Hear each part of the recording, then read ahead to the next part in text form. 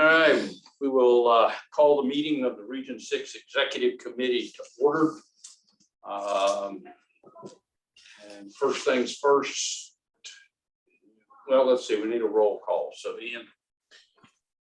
All righty. Billy Beal. Here. Rob Cortell. Here. Lisa Hull. Here. Gordon Quick. Here. Kim McClellan. Okay, thank you. We do have one member who's participating remotely, so I'm going to read our notice here.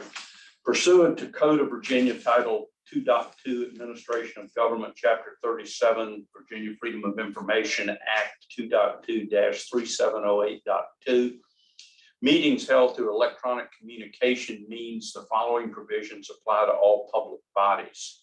Subject to the requirements of subsection C, all public bodies may conduct any meeting wherein public business is discussed or transacted through electronic communication means if on or before the day of the meeting, a member of the public body holding the meeting notifies the chair of the public body that A, such member is unable to attend the meeting due to a temporary or permanent disability or other medical condition that prevents the member's physical attendance, or a family member's medical condition that requires the member to provide care for such family member, thereby preventing member's physical attendance, or such member is unable to attend the meeting due to a personal matter and identifies with specificity the nature of the personal matter.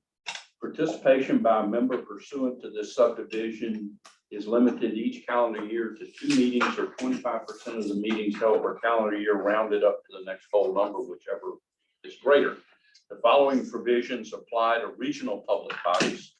Subject to the requirements in subsection C, regional public bodies may also conduct any meeting wherein the public business is discussed or transacted through the electronic communication means if on the day of the meeting, a member of the regional body notifies the chair of the public body that such member's principal residence is more than 60 miles from the meeting location identified in the required meeting notice. Notice has been given to me 3 working days prior to this meeting that the following members are to participate from a remote location that is not open to the public. That's Rob Cortell. Meetings more than 60 miles from his principal residence. So we have that, and I think, do we need to vote on that? I believe so. I'll make it. Yeah, we do. I'll Thank make you. that motion. All right, thank you. Is there a second? Second. All right, all those in favor, please say aye. Aye, and we will note that Kim McClellan has joined us. Sorry, Since we- yes. All right.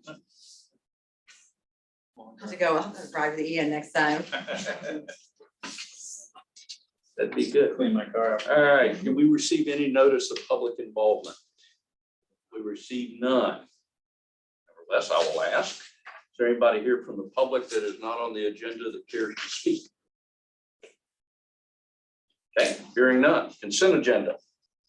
We've got approval of the June 13th, 22 minutes there before you. They were sent out in the package. Any changes or corrections? Make a motion to approve as presented. All right, thank you. Got a second. Any discussion? All those in favor, please say aye. Aye. Any opposed? Okay, new business. That was good. We're 10 minutes ahead of time. Integrated Community Workforce Project. Ian. Okay, yeah, so you have the application in your packet. That includes basically everything, the budget, the core of the questions. This is in a format, or it's in a form right now that's ready to be presented to DHCD. Pending approval here today, we would send this to DHCD on Friday morning. The only thing I'd like to note is that in terms of letters of support, this project needs at least 2 localities saying that they'll serve in an advisory team. 2 of the letters we've gotten late, but they're going to be included in this. So we'll have 3 localities saying that they'll participate on an advisory team for this particular project. And they are. Stafford, Spotsylvania, and King George. Okay. And then we have the team here. I thought that we'd give them a chance to kind of talk about the project a little bit. We did an overview with the working group a few weeks ago. We tweaked a few things, but basically the crux of this program is to set up a network of employer collaboration based on the Talent Pipeline Management Program, which is a U.S. Chamber of Commerce program. And floor is open to you guys if you want to chat about it. We have some slides that they brought that we could kind of use to guide us through the conversation. All right, good morning, everyone. I'm Steve Golis with the Bay Consortium Workforce Development Board. I'm Joanne Murchison, business representative with the Bay Consortium. We appreciate you taking the time this morning to allow us to speak. I've got a presentation on the screen in front of you, and hopefully those participating electronically can also see about the Integrated Community Capacity Building Initiative, which is going to be focused on using the talent pipeline management model. Currently, I'm enrolled in the U.S. Chamber of Commerce Talent Pipeline Academy. The completion date for that is going to be September 30th, is our target date for finalization of all project coursework and so forth. I wanted to go through, next slide, and talk about the purpose of this initiative is to build capacity on integrating regional employers into the process of addressing the talent shortages we've experienced, the skills gaps that we've identified, and creating a regional process that's going to be scalable across the entirety of the Go Virginia region. Part of that is creating that talent pipeline across multiple industries. We've identified the industries in the Go Virginia regional plan, and we plan on addressing those through a scalable model meeting with regional employers. Next slide, please. To introduce you to the talent pipeline management model and our work on closing these skills gap, I'd like to tell you a little bit about what the talent pipeline management model is. And it's a demand-driven, employer-led approach to close the skills gap that builds talent supply chains aligned with dynamic business needs that you all have identified through your regional plans. Today's economy requires this alignment between the classroom and the career with the shortages that we have in the workforce. The strategy for the TPM is that we will meet the needs of an ever-changing environment in each of your localities. We'll familiarize you with the tools today and the supports that are available. Engage with one another on possibility of implementing this approach within your industry sector. We have plans to meet with regional industry sectors. I believe we're going to conduct 15 roundtables or propose to conduct 15 roundtables. And through those roundtables, we'll identify pain points that employers are experiencing and figuring out how we can address those pain points once we've identified one to target. Next slide, please. We talk about the skills gap between education and workforce. It's failing to keep pace with the economy that we have today. We have a number of programs that we utilize through WIOA, which is the Workforce Innovation and Opportunity Act, which is what the Bay Consortium Workforce Development Board oversees throughout the region. The skills gaps that are there only provide so much support. We want to take a deeper dive into the approach and see what the needs are for the regional economy. We see there that employers struggle to find skilled workers who can contribute to the economic growth and competitiveness throughout the region. The classrooms just aren't keeping up with the demand that is out there. We need skilled workers or people with work experience that we can upskill. The pipeline provides us the tools to present those opportunities. So I have a question. Yes, sir. This last bullet, we're in a period of the highest employment, lowest unemployment in history. How is this statement correct? We talk about high unemployment in that we are seeing a trend throughout the region where employers have scaled back the number of positions that they're filling, and they're utilizing the workforce that they have, thus creating more of a higher unemployment rate in the local area. I know it, and when I talk about unemployment, we talk about the number of people receiving unemployment insurance compensation. Those are those individuals that are counted. This does not count those that are not receiving unemployment compensation because they are not part of that statistical model. So people that aren't receiving unemployment aren't a part of the unemployment rate, if that makes sense. Well, I understand a lot about economic data, employment data. So there's a real question as to whether those people who are not getting unemployment benefits, which are in substantial decline, and versus not wanting to work or not caring to return to work and things like that. I mean,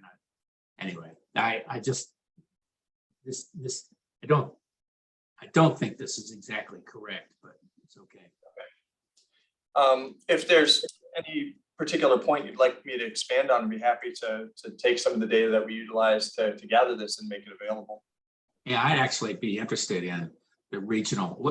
Where are you speaking regionally in this, or are you talking to specific county? We're talking regionally. Yeah, I'd be interested in seeing the employment data and unemployment data and benefits data over the last 5 years, and in particular in the last year. Okay, be happy to provide that. Most of the statistical data, we utilize the Jobs EQ platform, which is Christine Schmura. She provides it. It's mostly pulled from Virginia Employment Commission data, localized data, and then aggregated into that. So next slide, please. The strategy for our time. As you can see here, we've gone back in time a little bit to the 1950s when employer-driven in-house workforce training occurred. There was a lot more on-the-job training. People were brought in, employed, and skilled in the workplace. We look at the 1980s when a lot of outsourcing took place, and then here we are today, the talent pipeline management model, where we are looking to work with employers to identify the scalable places where we can work on improving their workforce.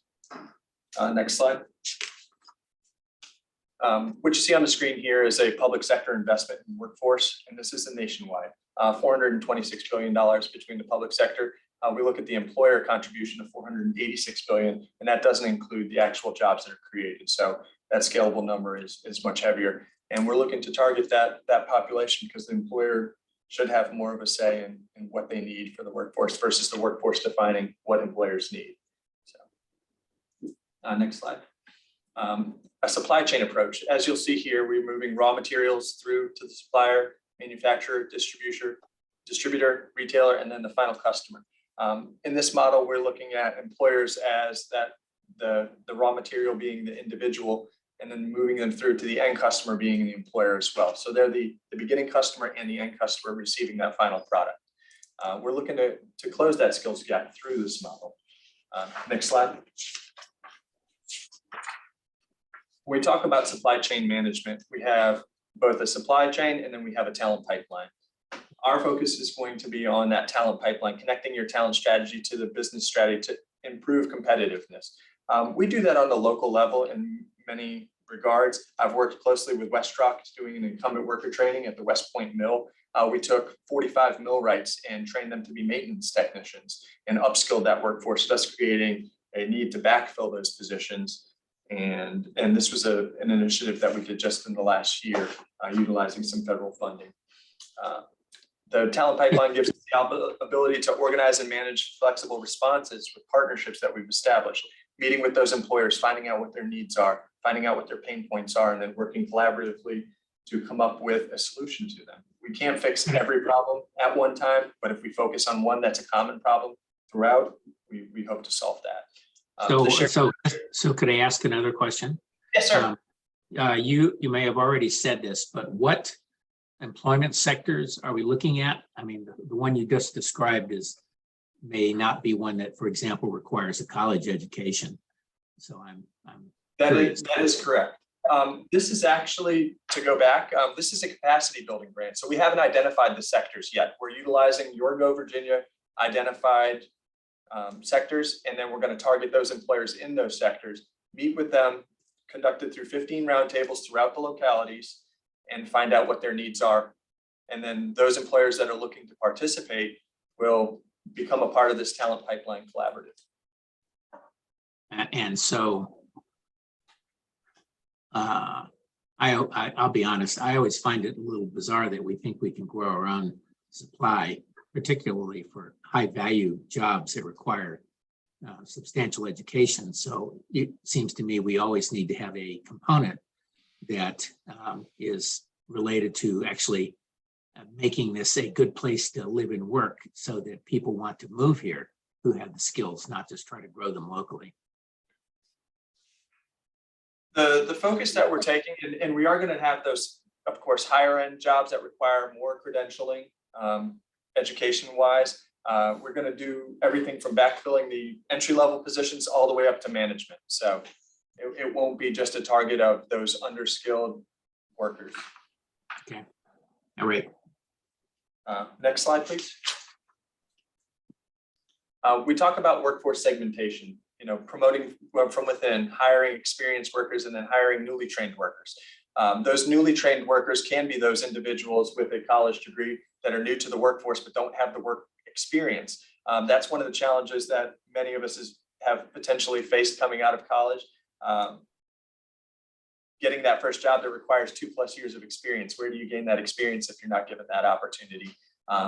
Otherwise through internships or so on. Hiring experienced workers. We're looking to upskill those experienced workers that we're backfilling the positions that are available if we're upskilling them.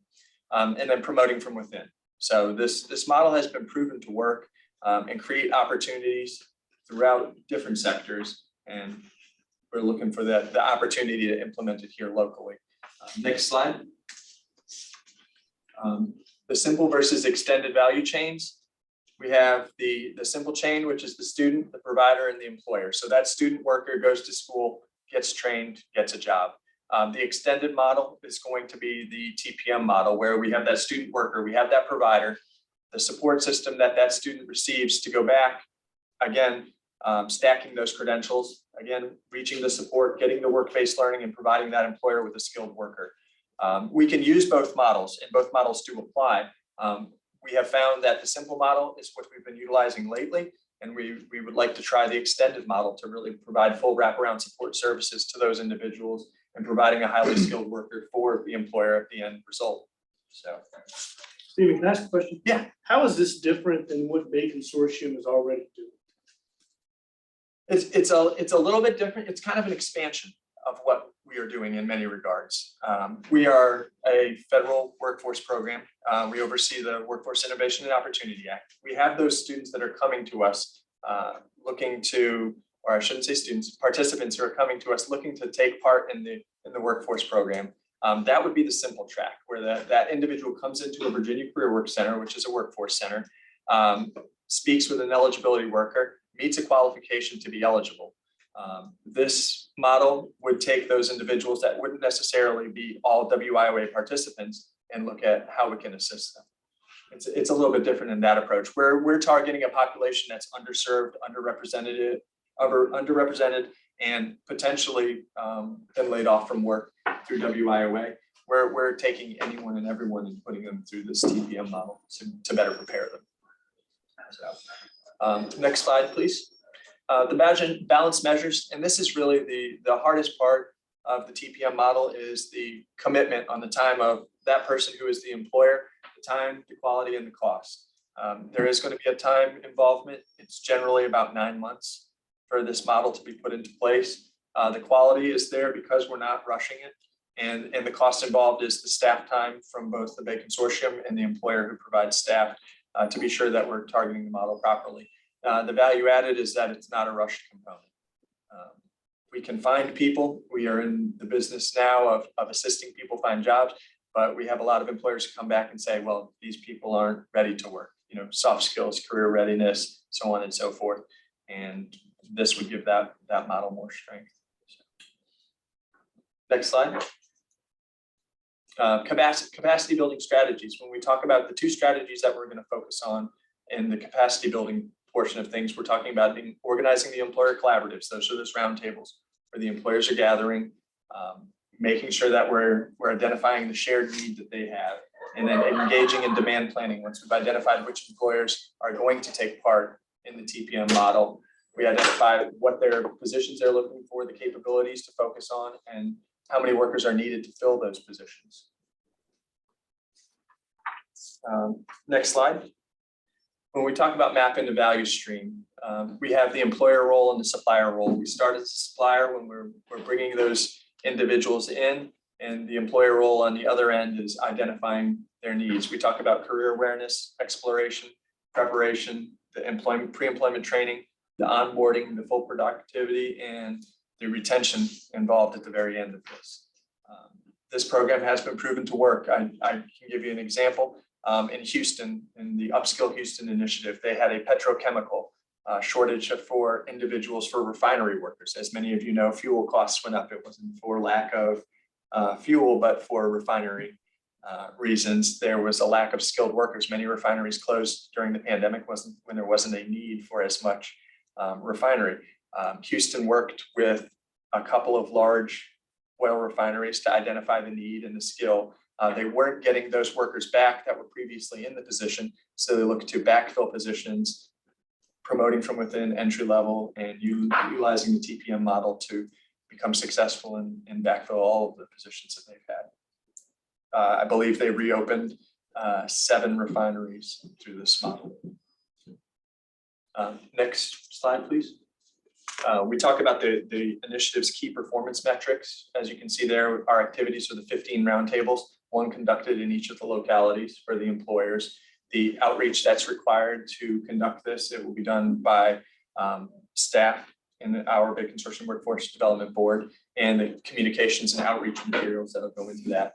As you see, we have the key partners. We have the University of Mary Washington, the Chambers of Commerce located throughout the localities, the K through 12 systems. We talk about K through 12. The focus is really on the 9th through 12th, introducing those opportunities to students as they graduate high school. The educational systems that also encompass the technical centers throughout the region, and then economic development as a partner as well. Our communications will be done through a digital, social, and traditional method. And our expected outcomes there, we look to speak with 160 employers. The chambers will target over 100+ employers, and our model will be scaled down to 7 to 10 looking to participate once they have found out the true nature of what the TPM requires from those individuals. So how many of the counties in Region 6 have chambers of commerce?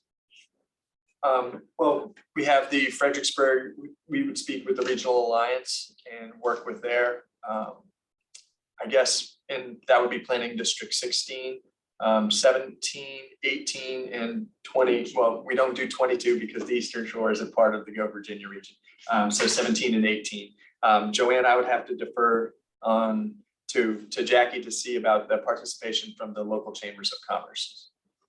So we're members of the larger chambers, Fredericksburg Chamber of Commerce, Lancaster, and also Richmond County Chambers of Commerce. Yeah, So- those so- are the ones that have signed up. Yes. Yeah, So those are the ones in the big semi-urban areas, but we don't even have a chamber down here. correct. Could I encourage the, go ahead, Rob, sorry. So does that mean we don't get any of this program down here? No. Matthews County will be involved as well. We actually meet regionally with them. We have a resource council that we meet with. They meet once a month there. We were working with all of the entities within the county. I believe we've gotten letters of support from them as well. Good. Matthews County will not be left out. No county will. Well, and Matthews is my immediate county, but of course I'm thinking about all of the other water counties, north and south and around, so. And Western the focus of the TPM is also to strengthen some of your previous Go Virginia programs. We talked about aquaculture and the need that they've experienced there. We looked at previous Go Virginia, the Westmoreland Workforce Center. They did well at that location. Strengthening these previous projects as well, utilizing the employers that are taking part in those previous studies as well. I just had a question. So Yes. it seems like there's a lot of stuff going on in this realm. How much collaboration is there with existing programs? Like the chamber has their internship program they just did. That was a Go Virginia grant here in Fredericksburg. And then we just sat down. I think we're going to see a grant eventually from another company that's looking at doing cybersecurity pipeline. How much integration there? It seems like a lot all at once, and kind of keeping those things all straight. So that's one of the key partnerships that we have is with UMW in the fall and in the spring. We're supporting their VTOP We're working collaboratively there to reach the employers while they're also trying to reach students for internships. So just plugging those gaps in where we're doing the same work, but just focusing on a little different aspect of the work. So this is for employers. We want them to be able to take that student, like you saw, who's coming out of college, needs that experience, or or somebody who needs to upskill.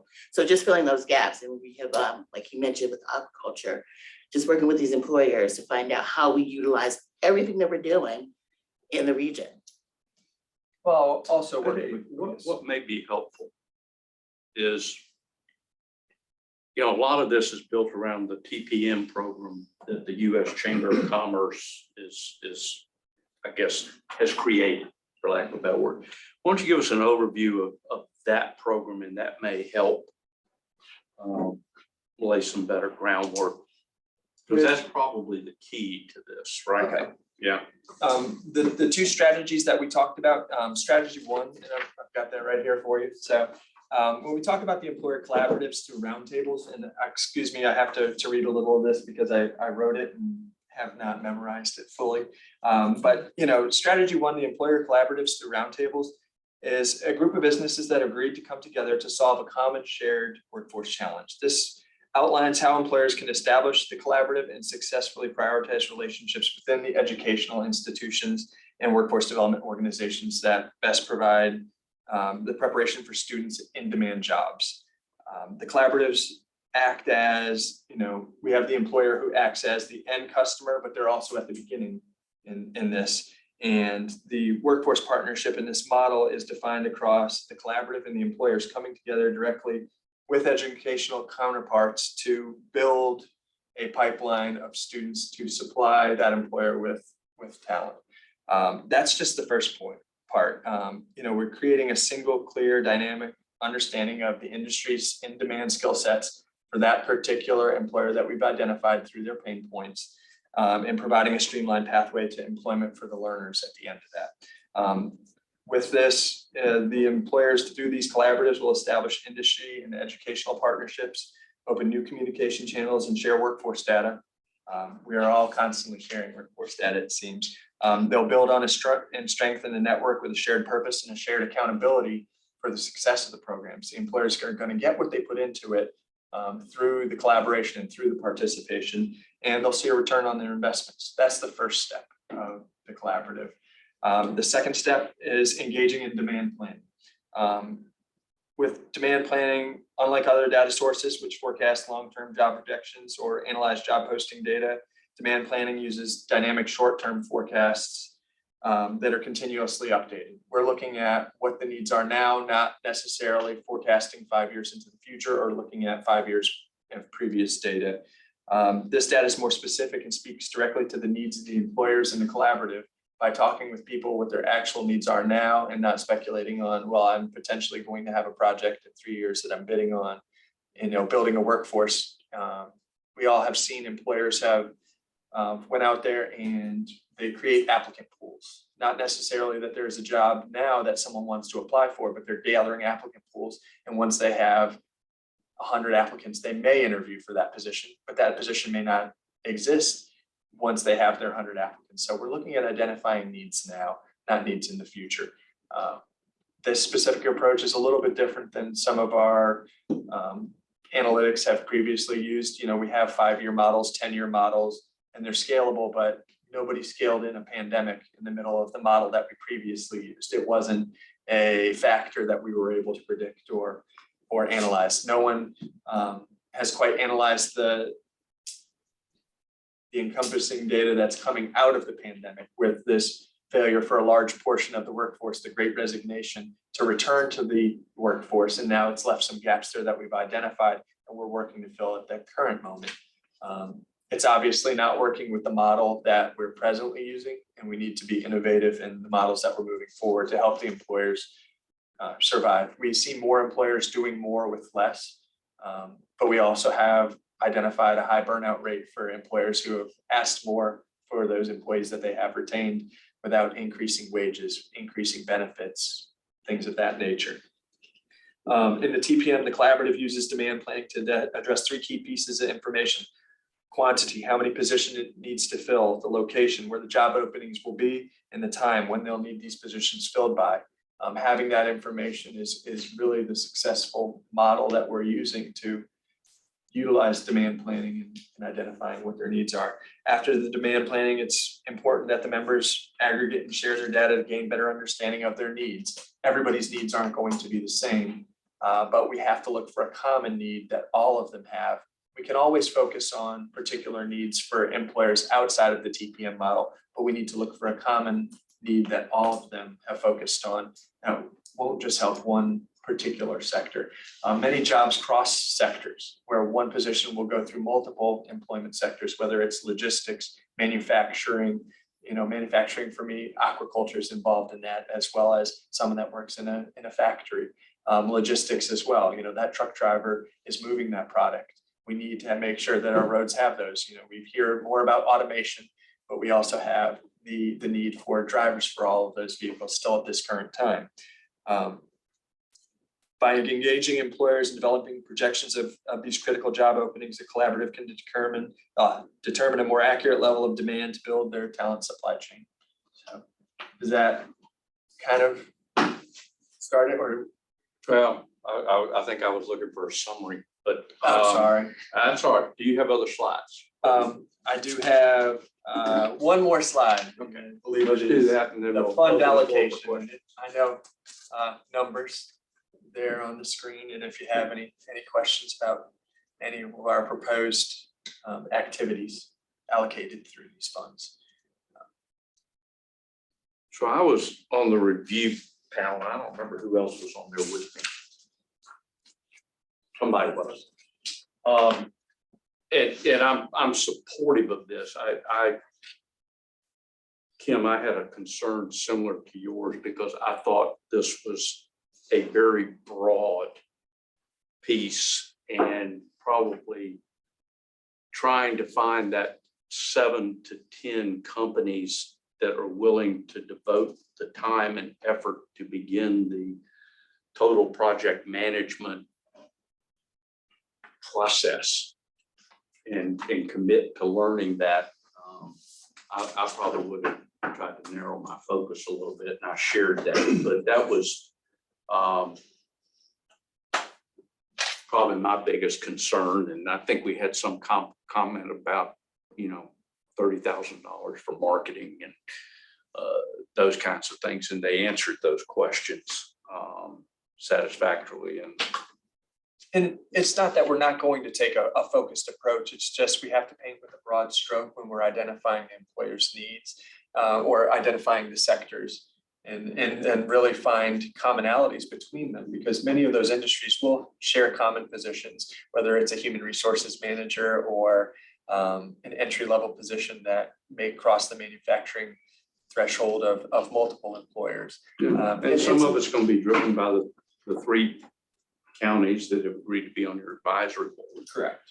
And I kind of advocated, let's find the right companies that are willing to do this, have some success, and then it would be easier to use them sort of as examples. But anyway, questions? One question. So our sectors, our identified areas are going to be the ones you're focusing on. So we're not necessarily going to see retail or restaurant, more Main Street businesses involved in this kind of thing.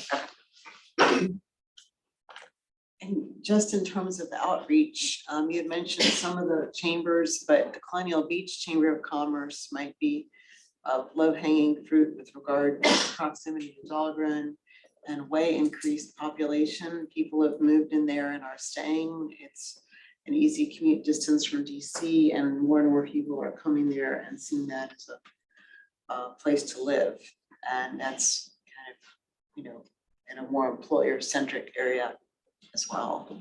And we're not going to not involve those 3 counties that have provided us advisory roles have all offered to expand the horizon to all of the localities to be sure that everyone gets the comparable services that are available through the TPM model. So it won't just be a Spotsylvania, King George, and a Stafford.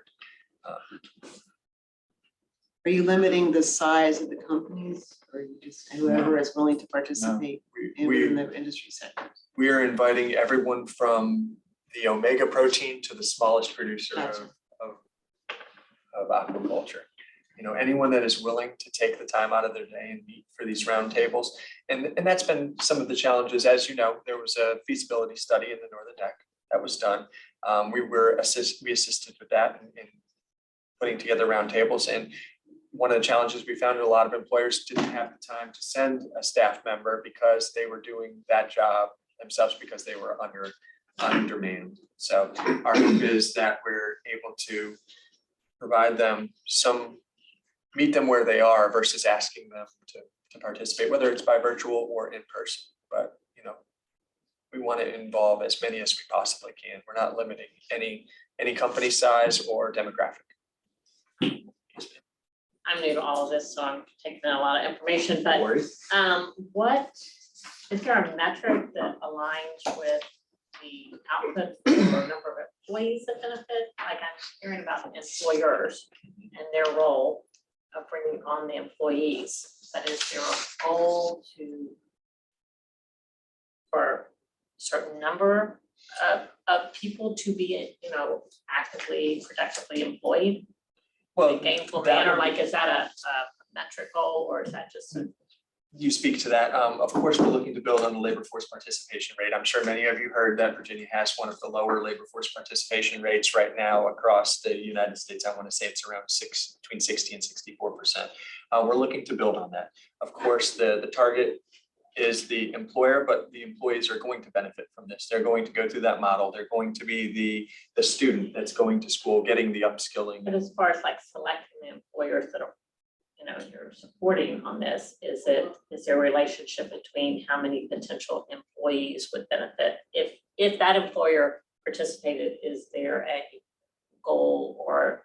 That metric hasn't been developed yet. It'll depend on the employer size, the amount of participation that they're looking at, if they're backfilling positions, if they're looking to upskill that current workforce or hiring a completely new workforce. It's really that demographic is going to change and evolve. Connie, for this project is what we call an enhanced capacity building application, and so $100,000 or less goes through, correct me if I'm wrong, administrative approval at the DHCD level, and does not go before the state board, and return on investment through job creation metrics are not required. For this level of anything over $100,000, there would need to be an ROI analysis for jobs created and wages and all of that. That helps. Yeah, no. And if this project were to be, when it is successful, they would potentially move into an implementation grant with Co-Virginia, which would be tied to those ROI metrics as a core part of the application. So I have a question when you get a chance. Okay, Rob? Yeah, so how does this align with Governor Youngkin's intention to restructure the Virginia workforce system? That I cannot speak to his restructuring because it hasn't actually occurred yet. His planned time frame was, I believe, early part of January to restructure workforce. So you would, I guess you would keep that in mind. Of course. Okay. Or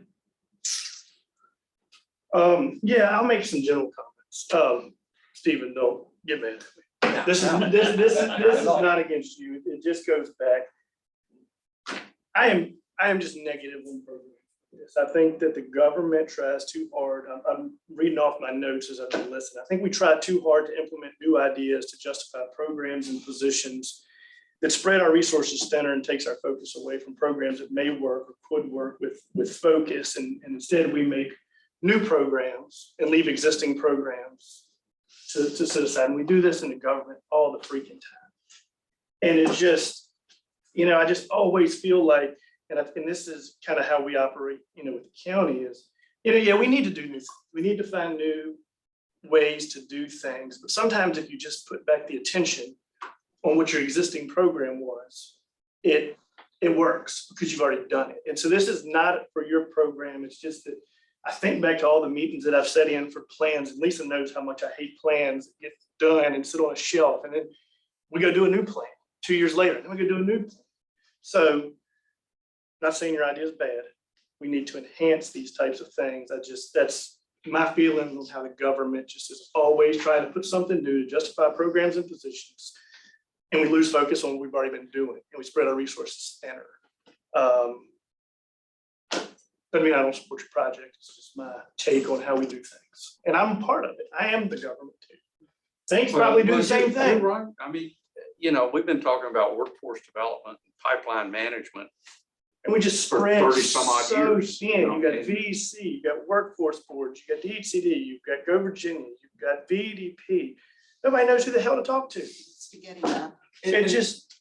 it I can drives tell me you that, crazy. you know, Rob spoke to it, that the governor is, you know, planning on consolidating. You know, he talked about the number of programs that exist out there, the number of agencies that oversee these various programs. And until we look at what his consolidation plan is going to look like and how he centralizes everything, our hope will be that, you know, there is enough time. You know, each governor seems to have 4 years to implement something. And by the time we get close to something, it's the end of our term, and we're working to try to make it better, and hopefully the next administration picks up where we have always left off. You know, the creation of Go Virginia is what I'm talking about. I mean, Go Virginia was created in 2016 because somebody at the state level didn't like other things that were already in place. So, hey, let's create this new thing. And let's keep everything else and just not devote any resources to it, but let's create this new thing. It's gonna be bigger and better. And then next governor, Youngkin, had done this. I think this was a Northam thing. You know, Go Virginia in 2 or 3 years will be replaced with, you know, Let's Go Virginia, you know? You're familiar with the number of names we've had. We've had Virginia Career Works, we had Elevate Virginia, we've had a number of different names for the workforce system throughout Virginia. And it does evolve over time, but I agree with you. Could So we I see just put up bonus- there on the board, by the way, I put in the discussion, the a description of the Youngkin stuff, and I want to thank Liz Povar for sending it to me. So at some point, you may want to click through into the chat. I haven't seen the chat, so I don't know. Yeah, we can't see the chat Can't here, see the right? chat. share the chat. Sorry, can't share. Or maybe whoever's I'll send- running. I can send the link to everyone. Thank you. Thank you. But yeah, you know, that's kind of I also have this, we're about this kind of stuff, but I also am highly skeptical that anyone can plan for employers, much less employers, what their labor needs are going to be 10, 5, much past a year. And of course, the education system is even longer term than that. And so, yeah, I think there's some kinds of things we could do locally, but a lot of stuff we just can't because, it requires sourcing people outside the region. Get them here. That is a lot quicker and probably a lot less expensive than spending money on training locally, to be honest. Well, can you guys kind of talk just real quick? I mean, I think that I totally agree with you. It was too much replication, but can you talk about how there is a huge disconnect in employers from the education system, from potential employees, even in terms of how a job is posted, the credentials you would need for that job, just using the same words generally. Can you talk about how this kind of gets to that? And then also, and I hate this word, but the synergy with all the stuff that's going on in the education system to develop a pipeline of folks and how this could potentially, if successful, work in tandem with those to meld businesses and students, folks coming out of credential programs together. That was a long question, but Long question. The first part, we talk about the identification of the credentials that these students need.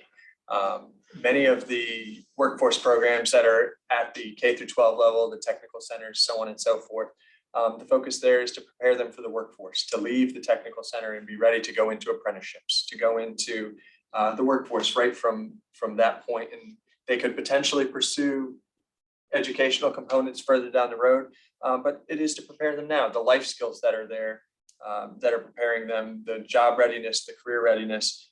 We talk about the need for skills, just in general. Many of the employers that are out there these days would prefer to take an employee who has no skills and train them themselves and build that person from the ground up. Some require that educational component, depending on the field. Some require an industry recognized credential. We look at that and we take all of those factors into account when we're working with these individuals that come into our workforce system and find out what we're going to need to build the most ready and the best prepared person for the workforce. Of course, every employer is going to have a little bit of a different idea of what that perfect model is for their industry or their business. But we can't prepare for everything. And that's why we look at industry recognized credentials, because that should give them the basis point to look at that individual. We work on career readiness, soft skills, job readiness, so on and so forth. That's the first part before we even get into, are they ready to go into a credentialed course and so on and so forth. By having them ready in that sense, we look at and are able to ascertain whether they're even a good candidate for a workforce program, or if on-the-job training would be a better model for them. Some will tell us, I don't want to go to school, but I want to work in this industry, and it's finding an employer to match into that. Not every employer requires those credentials. So the second part of your question, Ian, where you talked about the synergy and how we're bringing it all together, and to touch on what Morgan said, we're not looking to reinvent a new program. We're looking to take and kind of meld these programs with what we already have existing. If there is a qualified candidate in my workforce program and they're a good fit in the TPM model, and I've already got them trained and they're ready to come out of school and they're a good fit for this employer and they have the background, the experience, so on and so forth, we're going to plug them into that pipeline model. We're going to make them a part of that applicant pool where we might not otherwise have had that opportunity. It's a little bit different in that WYOA has a lot of strings, governmental attachment, a lot of metrics involved, and limitations. This project doesn't provide us those limitations in terms of finding the right candidate and the right employers. We have those targeted sectors. We're driven by those in the region, and that's our driving factor. It's really the employer who's in the driver's seat. I'm just here to guide them because I will be the one overseeing the TPM process with those employers, going to those roundtables, documenting their needs, looking for the commonalities, so on and so forth. It's not bringing in another person or bringing in specialists and so on and so forth. We're collating this data, using the resources we have, not creating another silo where we've created another entity to go down. It's kind of, we're all on a 4-lane road and we're all driving in the same direction. The employer, the workforce development, the educational component, whether it's K through 12, post-secondary education, so on and so forth. And that should be the driving factor. It shouldn't be, let's create another program or another pot of money to pull from. It's always been that way. And the silos are the things that I've worked 10 plus years to try to break down and make available for all of these resources. We all have partners. Everyone from this table comes from a different walk of life. We have educational, we have investment, we have the realtors, we have Lisa with economic development, Morgan from the county, Ian, the board, Tappahannock. I'm sorry, I don't know. I know. I don't do it now. No, He doesn't do it. I don't do anything. But we have all these people from walks of life. I am employed by a workforce board. Morgan sits on that board, and we have partners from each state agency. We're supposed to be working collaboratively, and we're going to utilize those partners the same way we do now to make this pipeline a success. We're going to use the talent that they have available to them to drive this. And I don't know, Ian, if that answered you wholeheartedly or completely, or if I've completely, it was very lengthy question, but I apologize if I left anything out. Liz, I know I've known you for a few years, maybe never met in person, but we've talked quite a few times. You can speak to the workforce development side of things, having worked with economic development and things of that nature previously. There is a need for these driving forces. It's just a matter of how we can make it a best fit. All right, Sorry. we have, I think, allocated sufficient time to presentation and questions. Anybody willing to make a motion So moved. for approval? Was that second? Yes. Okay. All those in favor, please say aye. Any opposed? Okay, sounds unanimous. All right. Next one will be interesting. Ian? Okay, so this Urban was, Land yeah, Institute. so this was kind of experimental going down to even somewhat the process that we're using. But basically, as you guys know, ULI approached us. They're willing to do a pro bono project for us on land use. We asked the localities in the region a few times. We gave them basically a month to submit ideas. Sent those to ULI. ULI ranked them based on their criteria. Essentially, what they did in ranking them is an assessment of how well they'd be able to cover them. And the ranking is included in there for the 4 topics. And then Morgan and Lisa served on the review team. Their summary is in there as well. Get to that in a second. And then I scored them. So basically, I just wanted to open this time up. If we wanted to have deliberation, wanted to allocate this time to that. But based on scoring from ULI, Lisa, Morgan, and myself, recommended moving forward with the redevelopment ideas for Page Middle in Gloucester County. That's in the packet, gives kind of a brief synopsis of that. We felt that that project kind of fit within a benchmark of our growth and diversification program, was regionally significant. And we thought that it was doable by ULI. So it was a criteria that we had to use. We felt that the working waterfronts and the impact of sea level rise, although very important, particularly to our region, to aquaculture, commercial fishing particularly, we felt that ULI, especially doing a pro bono panel, may not have the expertise in-house to sufficiently address that beyond what Northern Neck, Middle Peninsula already knows. And then the other topic considered was the abandoned airport redevelopment in Tappahannock. We felt that that was also a really good fit, but just kind of fell out. Again, using the growth and diversification plan somewhat as a benchmark, fell outside of that context a little bit because of the focus on recreational activities. Can you explain that piece? Because I read, we didn't get to see the whole proposals in the package, but what was the focus on, or did I just miss it? So we left it open-ended for the localities to submit as much information Yeah, as they have. So what you see for these 4 topics in the scoring sheets, that is the full submission from those localities. I guess I still missed the recreational piece on the airport thing. So this is it should be the first one in the packet. Yep. What page are we on in this packet? 52. Page 52. Well, If you pull it. okay, that's, you're talking, the recreation is the existing use that they're is talking about, because it's been reduced to 50 acres after uses for recreation, emergency service. They got the fire department there, public works and private industry. You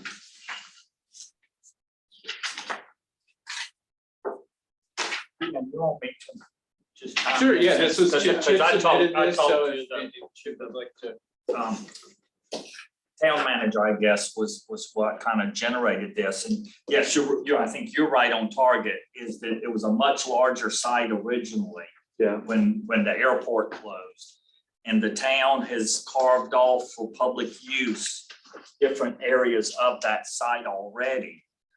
But the goal, I think, of Tappahannock was to, okay, what could the remaining part of the site be used for that would generate jobs and grow the economy? I don't think the intent was to grow it through recreational activities. It's Right. just that has been Have the been carving some of the away. things that have And if a plan doesn't get put into place, probably over time, you'll see more parcels carved out for public use. Yeah, just kind of patchwork or, yeah. Well, it's free land Yeah. for a public use. It's the first place Well, local yeah. government's gonna look at. The only reason I even bring that up is because size-wise, it's still 50 acres as opposed to the 28 at Page Middle School, which sort of puts it right on that borderline that BEDP has and things like that. I'm not objecting to the recommendation of the group. I'm just wondering,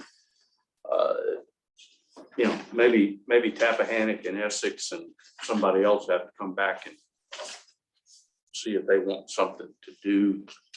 Well, and one of the things There. that we were trying to do, so there is a piece of this that, okay, some of these submissions could lead to a Go Virginia project. So that's part of the thinking, but we're also trying to put some emphasis on ideas that couldn't be considered by Go Virginia, that ULI could shed some light on, that we may not be able to touch. So that's why all of these 4 submissions would be a great fit. We're really kind of splitting hairs when we score them, but that's why some additional consideration was given to the Page Middle School as opposed to the Tappahannock. Mr. Chairman, can you just review, what is it exactly that we're voting on? What are we looking for to put one of these forward for further investigation? Like, this is not a money thing, right? We're not. No, so basically using you guys as an objective group to vote, but you would be moving forward an idea.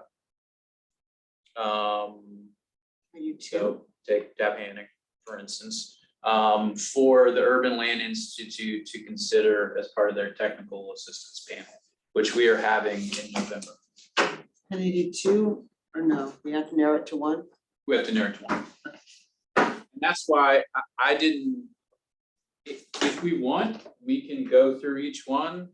And then we're just such a small group, I thought that we could talk about it, but if we want, we can go through each one, vote, whoever has the most votes moves forward, and then we will be working with whatever locality is voted on to fill out their application this week for submission to ULI. And I guess, just to clarify, the ones that Urban Land Institute considered high value, that group, there's no, I would assume we would report back to those municipalities or those that brought those forward and said, Urban Land Institute says this is a high value project and they could work on it, but it may be on their dime or on their dime in a Go Virginia time, right?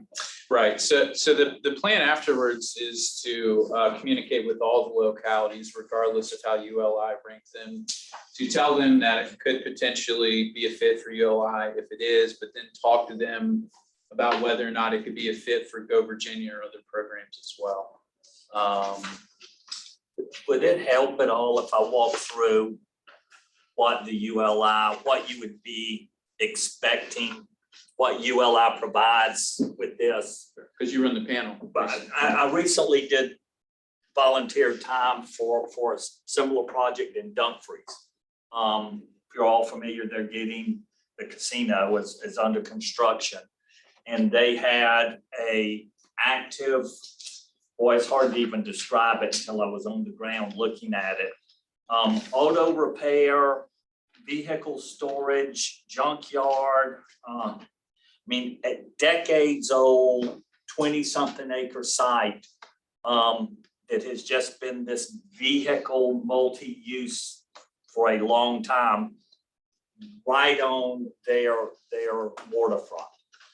So they wanted to look at what could be a good reuse of that site if the town purchased it. What ULI did was gathered as much information as they could, land use, zoning maps, previous use, aerial photography, public works documents, and assembled a volunteer group of about 6 people from government, private industry, engineering, design, who reviewed that information on their own and then came into Dumfries for a day and a half to just work on, okay, sitting around a table just like this of here's what it's been used for, here's our ideas of what would be a good future use for this, and here are the pros and cons, kind of a SWOT analysis. After that day and a half, then ULI put together those notes and gave back to Dumfries. This is not a huge, 100-page report that'll be documented. It's probably 3 pages, 4 pages, maybe.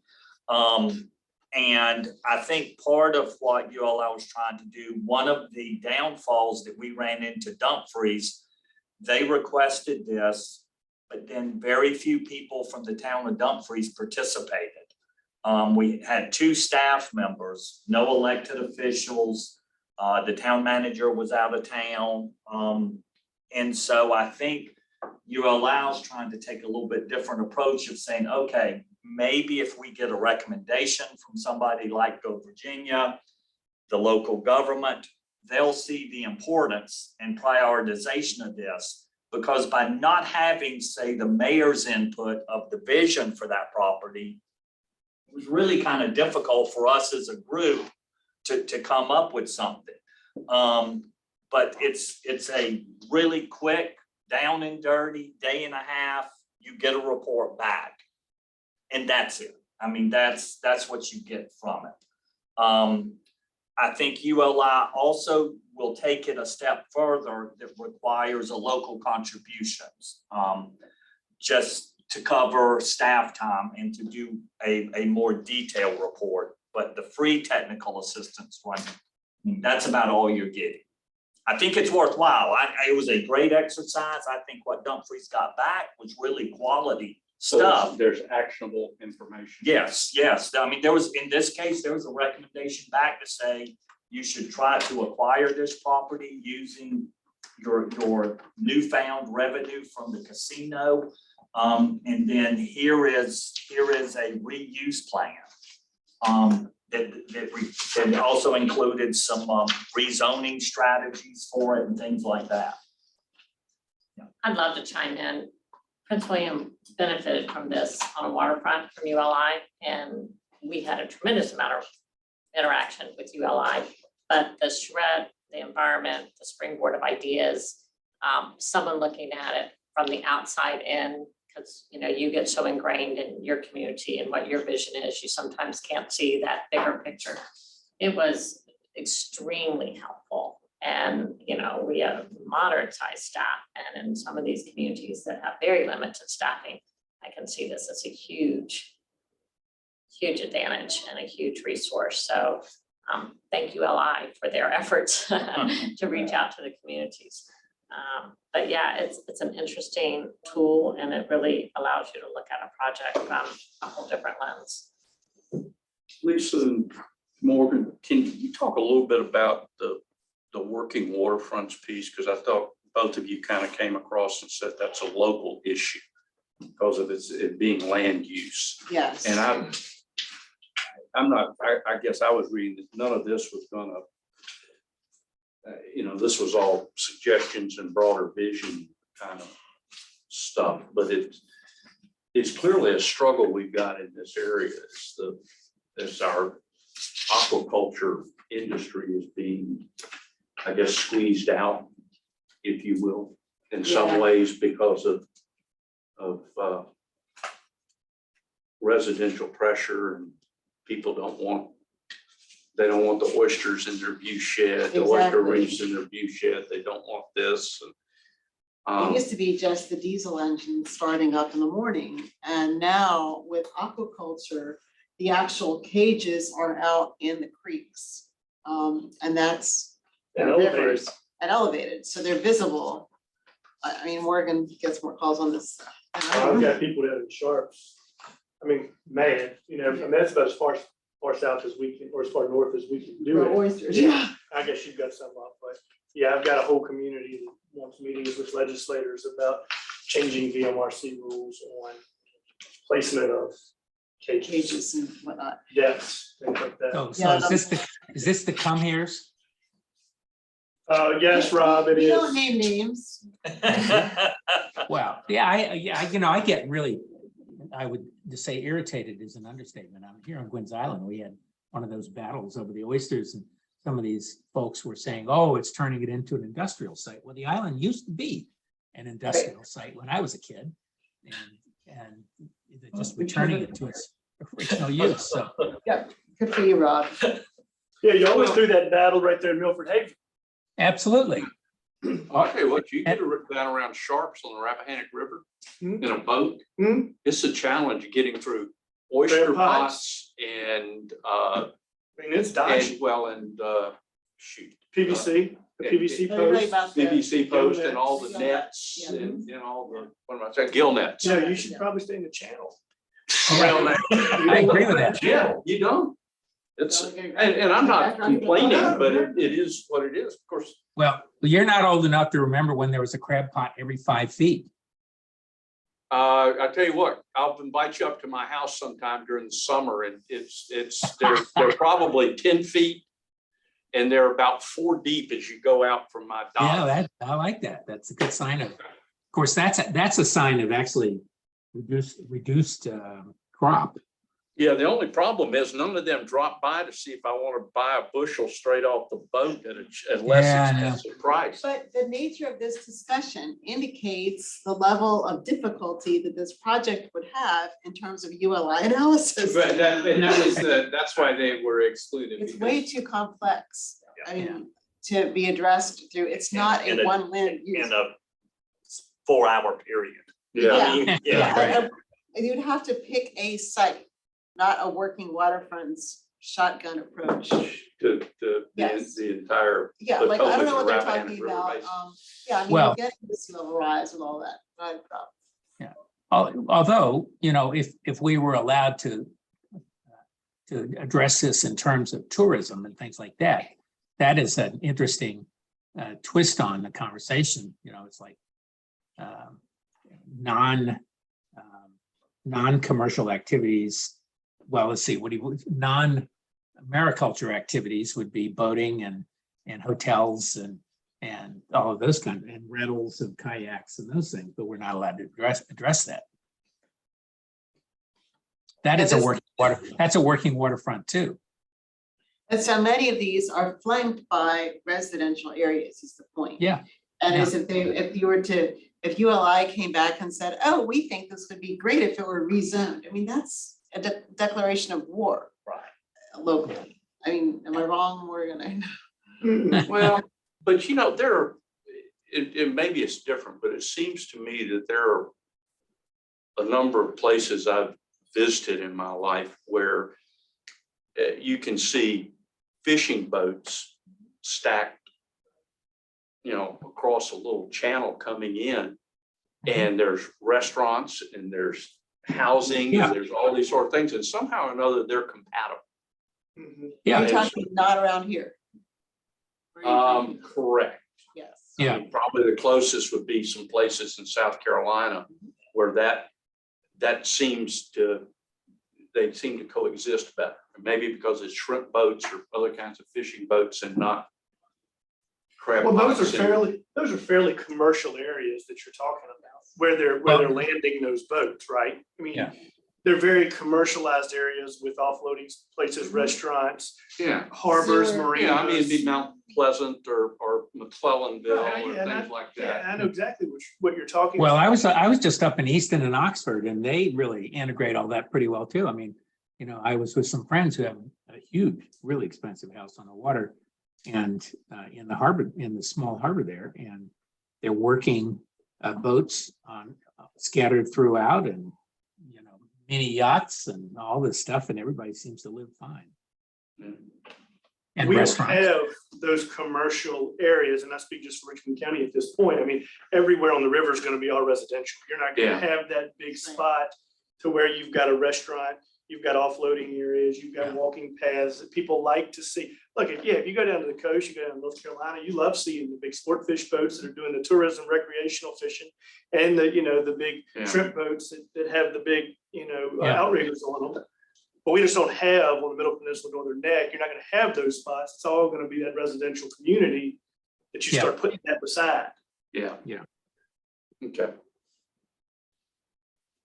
Yep. I wish we did have a big commercial spot like that. I wish we did have a big place, like where the steamboats used to come and you had those big wharfs, that type of stuff. You had hurricanes. That We had aren't, hurricanes, right? that aren't falling into the water. Right. We got a lot of them. We got a lot of them. Glen Beach was founded by tourists, so there you have it. That would be the obvious kind of place for that. Yeah, I'm waiting to go motor over by Welford's one day and the whole thing's just hit collapse. Yeah. All right, I'm sorry. I've sent us off on tangents. No. And that house that sits like this already? Yeah, that's the one. So if we're all in agreement, I guess you could try to make a motion to move forward with Page County. If not. Or we can vote Tappahannock. Page Middle School. Page Middle Occasional School. I can change, sorry, Maureen, my sort of feeling on Tappahannock. I was put off by the whole multimodal grant because the transportation grant, because I was thinking, let that process unfold instead of looping this. I don't know whether it's mixing apples and oranges here.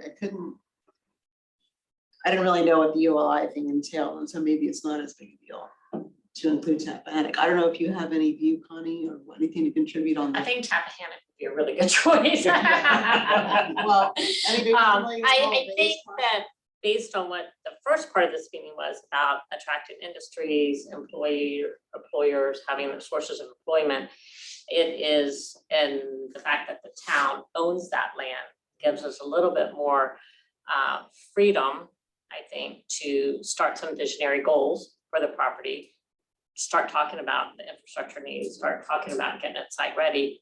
But if we don't have a good vision for what that could look like, it's gonna be very hard to move forward. And I know that it's a priority for the town, and understanding that it's Eric and myself, the support from ULI would be really welcomed. And I think the town is very interested in moving forward on this. I didn't read about Page, and I'm sure it's a good project, clearly advocating for where I am. But from a planning perspective, I think it's a critical piece for the town. And I think in 1 week, the number of times that this site's come up, when I've spoken with council members, with the town manager, I think we're right for moving it forward. But I don't want to move forward without some visionary goals, right? And I don't, we're doing a comp plan update right now, but it's a technical update. It's not a visionary document. We're doing a Main Street corridor. We're doing a Main Street program, but the airport's kind of off to its side. So I think it needs that visionary support and planning element. Remind me what we're voting on. We're voting on just simply making a recommendation on a project. Yeah, just voting on what idea would be submitted to ULI. Did the town of Tappahannock submit their project to ULI? That the project that we're considering, was that submitted by the town or who was that submitted by?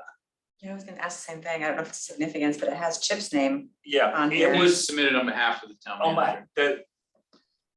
I had a conversation with the town manager who had just brought this up to us as a potential Go Virginia project. And I said, well, I can't see a tie-in for a funding, but I am familiar with the ULI program.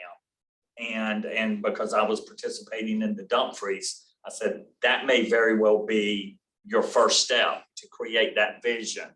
Unfortunately, I don't see a Go Virginia funded project out of this at this point. And so I submitted it on Why their do we, behalf. why do you say that? It seems, I mean, what am I missing? It seems like a go Site Virginia, development- do what? A site development project. Right, it seems like a site development project. Isn't that what we do? I mean, if you were gonna go and need to add infrastructure and roads or whatever, Yeah. I mean. I just didn't, I mean, it very well could be. I just didn't see it as being that far along. The other part is creating a multi, a partnership with another locality as part of it at the time. That was my only, I mean, And who submitted the Page project? Looks like Gloucester did. That was Sherry Spring, who's been serving as their kind of like part-time economic development person in Gloucester. And then the other two were submitted by Louis. The waterfront and sea level rise. So how committed do we think the town of Tappahannock is to make this a commercial / industrial use in this area, the 50 acres? Committed. Honestly, I think it's our major resource. I like the higher acreage versus the Page site. I think it's a acreage that allows for some planning and integration and feel like it's not, it's open, right? We don't have so many constraints with this site. Like it's there, it's owned by the town, it's large enough to envision something. It's within our town. Obviously, we're a small town, it's whatever, under 3 square miles. So, but I think it's centrally located to have a regional pool for industries and employment. And what I'm learning about our town is that we are a major source of employment for the larger area. So I don't know if this number is accurate, but it's my understanding we have, 2,400 residents, but that our population swells to 30,000 for daytime employment, daytime activity. I don't know if that number is right. You're the shopping center for about 7 or 8 counties. That's Right. what happens. And you have Walmart and Yeah, Lowe's and people just come in and it's But drawing I think people also from just, Yeah. long ways away.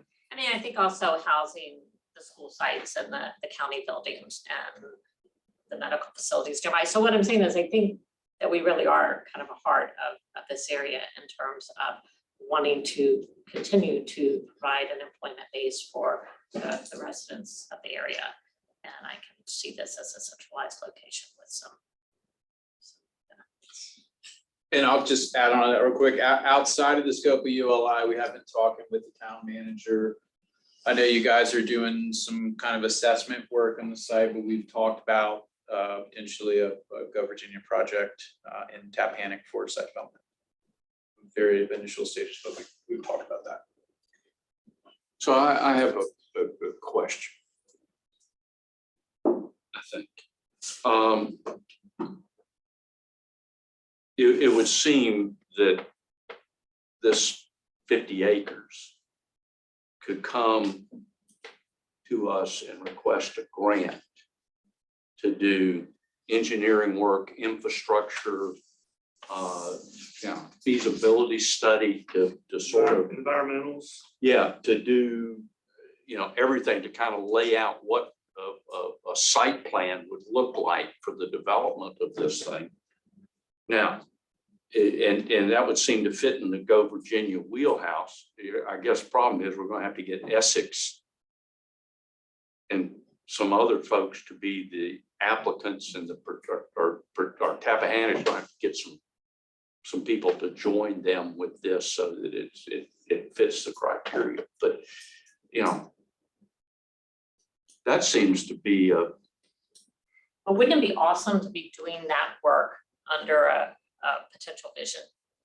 well, that's what the grant Right. would give you, would be able to do that. The resources to create your vision.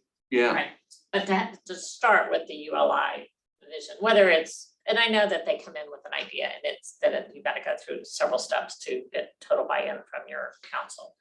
I think sort of understanding the options or capacity for that site would then sort of guide the more detailed environmental site. Yeah, but utility. with a grant request, you could get the full-blown report So you're from saying, the Urban Land Institute rather than the preview report. I didn't understand how that worked.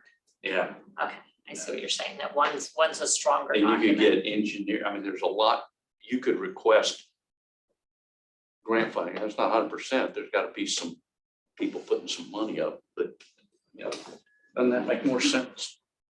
So what are you saying? We make a motion to accept this one, or we look somewhere else because this one's got potential within Virginia? I think what I'm saying is let's do Page and this other one's got more potential to do a Go Virginia grant. Yeah. That would move it further along from wherever it is on the VEDP scale, which is probably 1 to Oh, so it Up was to- 2. Maybe that was something Has else. Tappahannock Sorry, I been think- scored by VDP? Has this site been scored by Draper Aiden? Well, they just used the Draper Aiden developed that tier system. I know, but has this Tappahannock site been scored at all? I know that I don't No, know. has the Tappahannock, yeah, I'm pretty sure that site has I been don't even scored. remember it showing up on our list. See, I know Page I don't Middle either. School has been scored, It says it in there, but the other one Yes. doesn't say when. but the other one didn't say anything about a Draper Aiden assessment, and that's why. Anyway, there's got, I mean, if we do, there's gotta be a way to upgrade, move it up the scale. Yeah, well, so, I mean, I don't have the tier system right in front of me, but I know that it being publicly owned, like, puts it in the area of being tier 2. But then you'd have to do all the due diligence work, like the engineering. So it may not be scored though. I don't remember seeing it on any. I don't either. of The only thing I our remember list. from Essex was LaGrange, Yep, Yeah, out there, John I'm Deere. guessing if it wasn't submitted to Well- be scored, then it was. then it wouldn't have been. Right, exactly. And that would have been my guess, is that It just it wasn't just submitted. hasn't been. Right. Yeah. Is there that short-term potential to partner with Essex or somebody else to get something to us quickly-ish? You're asking me. We'd welcome that, but is there a timeline for submittals? Like, does that happen annually or, Monthly. Rolling basis. oh, monthly? Oh, it's ongoing. So for a site, if you were doing due diligence, that would be considered an implementation grant. And those, I'll send you a timeline, like I said, we'll come by and meet. But Definitely much more involved in this process. Yeah. it is, and those are considered every quarter at the state board level. Just so everyone knows, Liz Povar said that Sherry Spring is the full-time economic developer for Gloucester. That's her title. Okay. You wanna make a motion? Mr. Chair, somebody's got to. is it the pleasure of the group to move forward with the Page Middle School site or the Tappahannock site? Well, our graders recommended Page, right? I know, That was the recommendation that was made in the document. yeah, yeah. Morgan, are you feeling any differently? Because, I mean, either one, right, at this point, because I don't understand the whole multimodal piece. I was reading that, Right. if that was. Well, I think to me, to be honest, with you, I think that was just filler to enhance the application of, hey, we've already got this going on. This is all the cool stuff we're doing. Let's just add this one on too. I didn't really see Yeah, necessarily one relies on the other, more of a, hey, these are some cool things we got going on. This would only enhance it. Rob, any thoughts from you? Wow, he's been really quiet. I know, Yeah. are you still there? Never that quiet. I'll move that we move forward with the Page Middle School. Second. Any comments? Okay, all those in favor of moving forward with Page Middle School, say aye. Aye. Any opposed? None. All right, there you go. All right, we're not voting on anything else. I'll zoom through this real quick. I can sense that we're getting weary. So I just want to go through, I think it's good to go through our current projects. We talked about what are they doing? Could they lead to something else, even if it's not Go Virginia? So I'll just go through one by one. Aquaculture, still kind of newish, no major impediments there. Sarah and I went out and did kind of a oyster farm tour a few months ago, with several of the companies involved in that project. That is moving along very well. They're still developing the curriculum with Virginia Tech. I'd say that's the major thing happening now. And then they're trying to place interns with the companies. The PCT, the patient care technician, the joint project between RCC and Germana. That was passed at the last state board meeting. I think I mentioned this before, but they modified the budget from 354,000 to 306,000. That is currently under contract now. UMW cybersecurity, we are in the process, basically now dotting I's, crossing T's to close out the financials on that project. If you guys recall, some of the performance metrics were skewed a little bit because testing centers were closed as a result of COVID. So DHCD has extended the performance metrics until January 2023. So UMW will be submitting performance metrics every quarter. Last submission will be January 2023. RAP region, entrepreneurship, and Ryan Free Accelerator, just include those together. No major impediments there. They've done a really good job of replicating that model that they started in Raleigh to Stafford. They're now trying to extend that out to King George. They've had a number of stakeholder meetings out in King George, trying to do pitch contests out in King George. So that's extending. I think their ultimate goal is to extend that down to the Middle Peninsula as well. So to go as far out into the rural areas as possible. The Germana Tech Talent Pipeline, that's the huge project primarily focusing on cybersecurity through Germana. At summer camps this past summer. It's been a very successful project. You see it reflected in your packet. The only holdup that they had was some acquisition of equipment, which has been resolved. Coastal Resiliency, they've asked for a no-cost extension. Again, primarily because of impediments imposed by COVID, but also because of the startup nature of a lot of the companies involved in that project. So a lot of the winners in the RISE competition, I'd say sans one or two, those folks have other jobs. So they're just trying to figure out, what's the next step in commercialization. Do we have to approve that extension? Or does the state have to approve it since that was a So state? We're in that process now. Yeah, they have to fill out a form and then it just goes to Billy Gamble And they have that form and we're just waiting and then we submit to us and then we submit on their behalf. And then the Fredericksburg Chamber, their internship expo project, that also went well. We're actually, this will skip ahead to Project Pipeline, but they're looking to expand upon that project, expand upon the actual expo, and expand upon the number of working groups and the number of interns that they had as part of that. They're partnering with UMW. UMW just got the VTOP grant, but they're looking to do an implementation project with us to expand upon the scope of their initial ECD project. So we'll likely be hearing about that project at the regional council meeting. We have a site development project. I've mentioned this site before. It's in the south side of the Middle Peninsula Regional Airport. This is going to be submitted either by the town of West Point.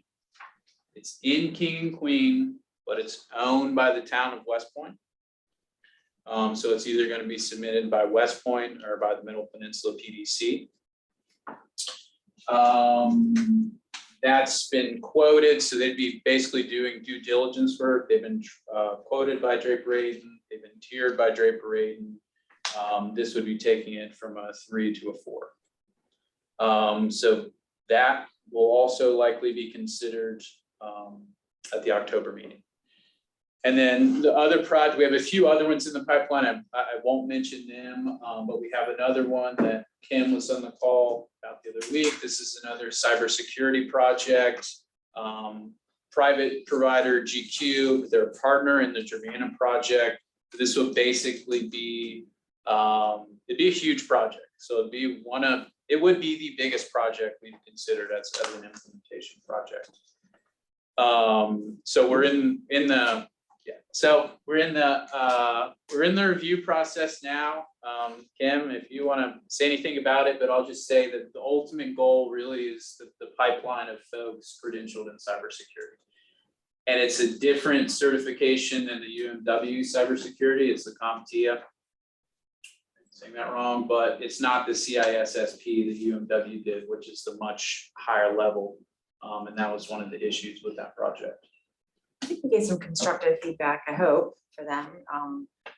They're very impressive, the organization, so it's their community service arm, but it is a massive project. And it was hard to wrap, for me, to wrap my head around. I haven't been in high school in a long time. It's hard to wrap my head around the short timeline to train hundreds of high school students and administer almost 1,000 credentials between adult learners and students, and a very aggressive timeline. So I'm interested to hear what the council's input will be. It sounds incredible if they can get it off. And also for me, the application was lacking in that connection with the school system. And I think they were working on that, it's not that it wasn't there, but it just seemed like a massive undertaking.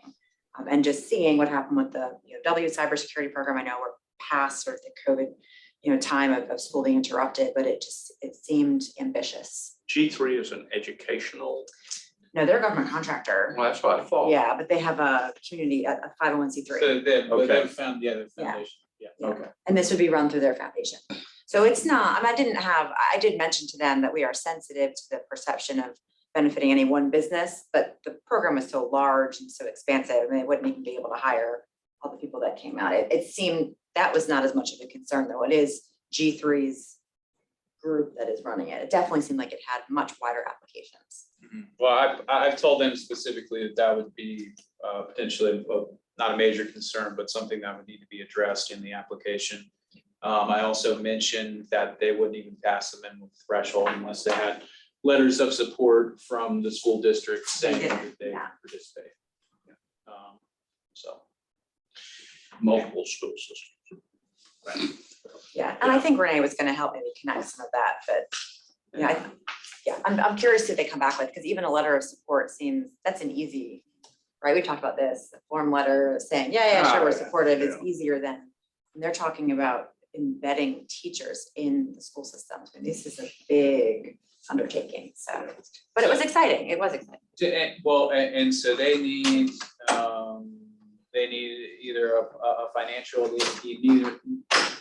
either a cash contribution from the localities, or the localities have to expressly say that they're going to participate on the advisory. in-kind contribution, at least, and they didn't really have a whole lot of that, and the bulk of the money was salaries, which also gave me heartburn. Yeah. So That'll create some. So I think this will be one that it'll be It'll be interesting. really great You're conversation. volunteering for the, And Kim is the spokesperson. I think Renee and I can tackle that. It was very interesting, and we had great conversation with them. They were well prepared, and it's obviously something they're very passionate about, but. one little plug on the RIDE Accelerator is that if any of you get the opportunity to judge one of their pitch things, I found it extremely interesting and extremely difficult. That, when you've got 5 or 6, whatever it was that night that they were pitching to us, you start looking for who can I eliminate that didn't do a good job. There was one that was pretty easy to eliminate, but then the others were all really good, worthy creative candidates. Yeah, no, they have great companies involved, and they have companies that aren't in state involved in the accelerator. Yeah, well, there were two that night. One from Canada. Yeah, yeah. So if you get that chance, it's interesting. They need to catch Rob next time he's on his way between DC and south to attend one of those, because they work. It's like speed dating. They got Yeah. 5 minutes to make a pitch. I actually do a lot of these kinds of things. Yeah, I figured you do. You'd be Yeah, very skilled at it. Yeah. All right, we're gonna talk about, They have to serve me drinks and dinner. there were drinks there. There was beer and wine, and some sandwiches, but it wasn't, and I must have, again, missed something in the write-up, but I didn't realize it was being held outside. Ah, Was Yeah. it hot that night? It was a little warm. It was in that kind of square inside the Fredericksburg Museum area. Oh, yeah, Market Square. Yeah. Did they have a screen for the decks or what? Yeah, they did, but it was daylight and they did not have there were some issues with the projection. Yeah, it's but you- hard. We could see them. But anyway, we're going to discuss one of Rob's favorite subjects. We're going to discuss telework. Yeah, And Boy, Rob, I hope you bring a lot of passion to this. I'm sorry. and I hope you read the Fuse thing. That was, I've got a meeting back at his office, Oh. affordable housing with. Okay, well, that's all right. We have nothing left to vote on except That's what I thought. adjournment, and you can go. yeah. Okay, well, I hope we have a spirited discussion because I really have to run to Jack. I'm there, but yeah, so Project Fuse is basically it was developed in Region 1, so like Southwestern Virginia. They're just trying to attract talent, trying to attract companies.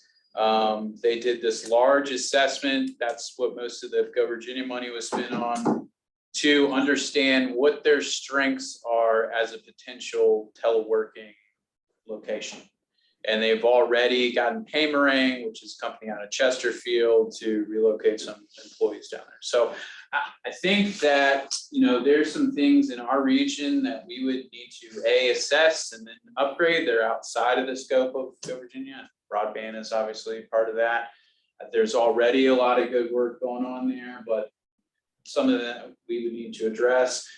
But I think that there is the potential to figure out how to do a Go Virginia project, to develop actionable items, to move forward with getting our region to a place where it can be a destination for telework. I think one of the things that we could do up front is simply try to find a space. I've got two. Yeah, well, if you wanna talk about this real quick? No, Okay.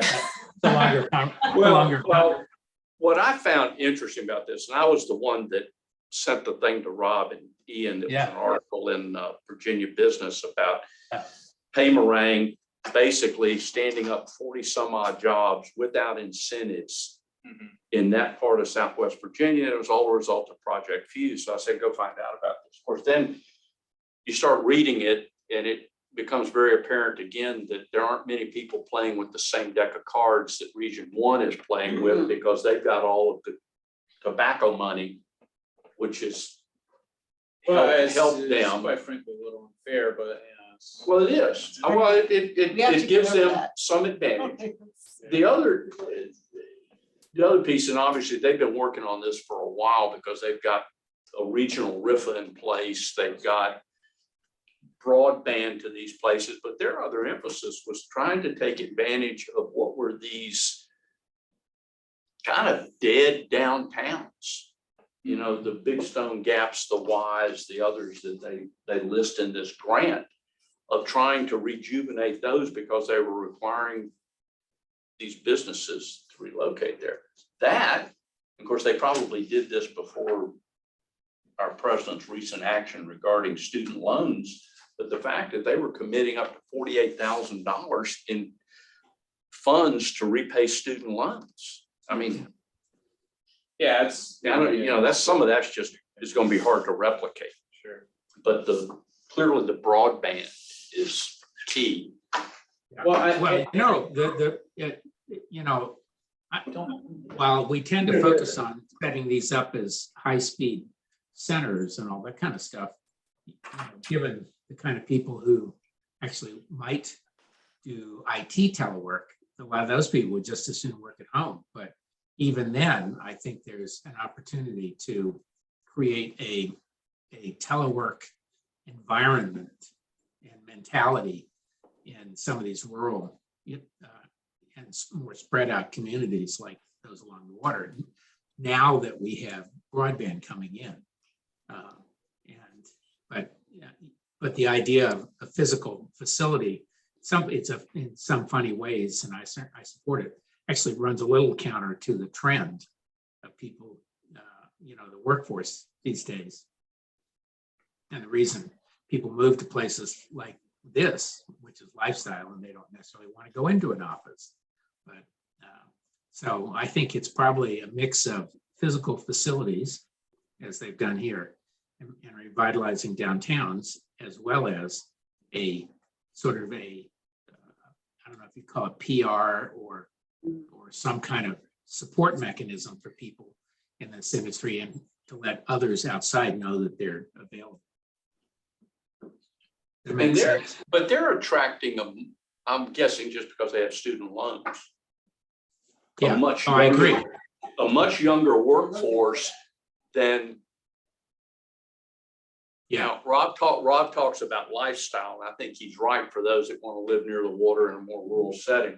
Most of the time, you don't think about those, I'll say 20 to 30-year-olds looking for those kinds of things. They want to be in a more urban kind of place. Yeah. And stuff. So I don't know. I thought this was interesting. I did too. It was a great study.